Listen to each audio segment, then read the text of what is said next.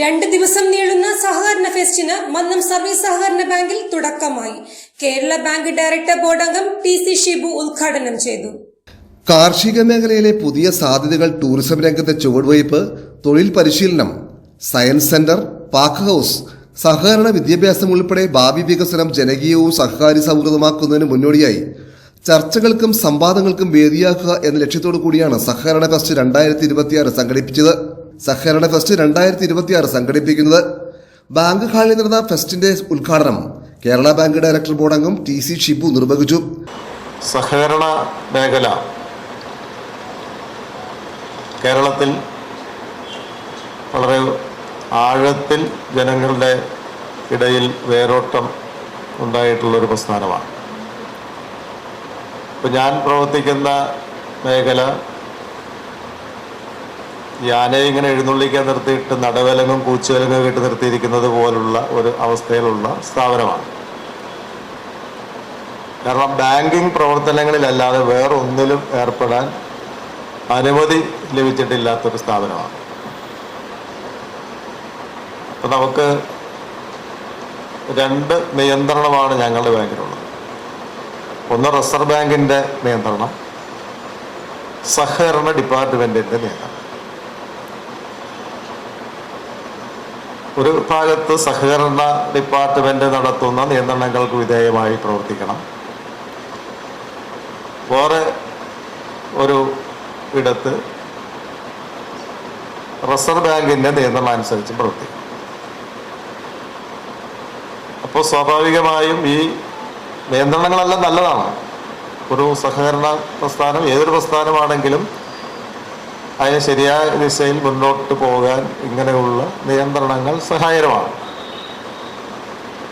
അപ്പോൾ അതിന് വിധേയമായി പ്രവർത്തിക്കുക എന്ന് പറഞ്ഞാൽ വളരെയേറെ ശ്രദ്ധയോടുകൂടി വേണം നമുക്ക് ആ പ്രവർത്തനം നടത്താൻ. ഞാനത് സൂചിപ്പിച്ചത് അതിനേക്കാൾ കുറച്ചുകൂടി സ്വാതന്ത്ര്യമുള്ള ഒരു മേഖലയാണ് പ്രൈമറി അഗ്രികൾച്ചറൽ സൊസൈറ്റീസ് എന്ന് പറയുന്ന നമ്മുടെ ഗ്രാമീണ സഹകരണ bank. Bank president L Adarsh അധ്യക്ഷത വഹിച്ചു. കാർഷിക ഫെസ്റ്റിന്റെ ഭാഗമായി നമ്മൾ സംഘടിപ്പിച്ചിട്ടുള്ള നിരവധിയായിട്ടുള്ള കൃഷി നമുക്ക് നമ്മുടെ പ്രദേശത്തിനകത്ത് ഇപ്പോൾ നമ്മളുടെ കീഴിൽ രജിസ്റ്റർ ചെയ്തിട്ടുള്ളത് 69 ഗ്രൂപ്പുകളാണ്.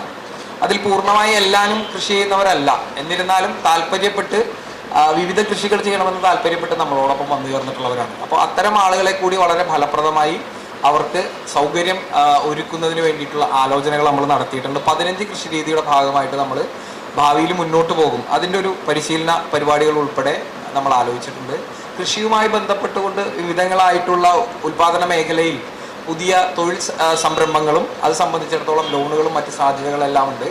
അതിനെക്കുറിച്ചും പരിശോധിക്കുന്നതിന് വേണ്ടിയിട്ടൊരു പ്രത്യേകമായിട്ടൊരു സെഷൻ നമ്മൾ ഇതിൻ്റെ ഭാഗമായി വെച്ചിട്ടുണ്ട്. മറ്റൊന്ന് പാലിയേറ്റീവുമായി ബന്ധപ്പെട്ടുകൊണ്ടാണ്. പാലിയേറ്റീവ് രംഗത്തിനകത്ത് വിവിധങ്ങളായിട്ടുള്ള സംഘടനകൾ, കനിവ് പാലിയേറ്റീവ് കെയർ ഉൾപ്പെടെയുള്ള ഇവിടെ തണലിൻ്റെ പ്രവർത്തനമുണ്ട്, സേവാഭാരതി ഉണ്ട്, അങ്ങനെ പലവിധ ആളുകളെല്ലാം ഇവിടെ പ്രവർത്തനത്തിൻ്റെ ഭാഗമായി വരുന്നുണ്ട്. എന്നിരുന്നാൽ പോലും ഈ പറയുന്നത് പോലെ അതിനുമപ്പുറത്തേക്ക് ആളുകൾക്ക് ആവശ്യങ്ങളുണ്ട്. ഒന്ന് ഈ പറയുന്നത് പോലെ പാലിയേറ്റീവ് ഉപകരണങ്ങൾ, അതിൻ്റെ നിരന്തരമായ ആവശ്യങ്ങൾ ഉണ്ടാകാറുണ്ട്.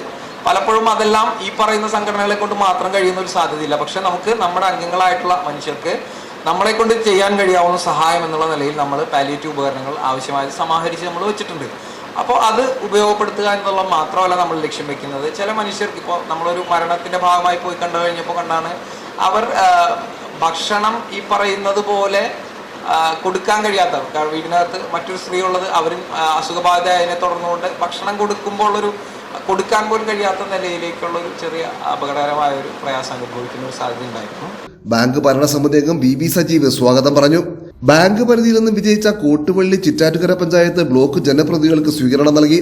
Paravur block panchayat president PR Saijan, vice president ജസീലാലു, Kottupally panchayat president Prasheela Benny, vice president Jamal, മുൻ ജില്ലാ സഹകരണ ബാങ്ക് ഡയറക്ടർ ബോർഡ് അംഗം KB Arumukhan, bank director board അംഗം CG Mukundan, secretary MN Kumudam തുടങ്ങിയവർ സംസാരിച്ചു.